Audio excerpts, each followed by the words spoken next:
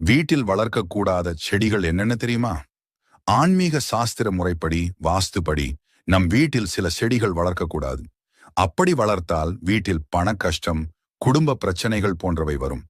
இந்த ஒரு ஆன்மீக தகவலை தெரிந்து கொள்ளும் முன் இந்த சேனலை சப்ஸ்கிரைப் பண்ணிட்டு உங்களுக்கு பிடித்த கடவுள் பெயரை கமெண்டில் பதிவிடவும். 1. செவ்வரளி ஆலயங்களில் பூஜைக்கு பயன்படுத்துவார்கள். ஆனால் வீட்டு வளாகத்தில் வளர்க்கக்கூடாது என்று பழமையான நம்பிக்கை. இதை நம் அனைவரும் ரோட்டோரத்தில் பார்த்து அழகாக இருக்கும் என்று வீட்டில் வளர்க்க ஆசைப்பட்டு வாங்கி வளர்ப்போம். ஆனால் இந்த செடியை வீட்டில் வளர்த்தால் சாஸ்திரப்படி வீட்டில் சண்டை, தகராறு அதிகரிக்கும், மன அமைதி குலையும் என்று நம்பப்படுகிறது.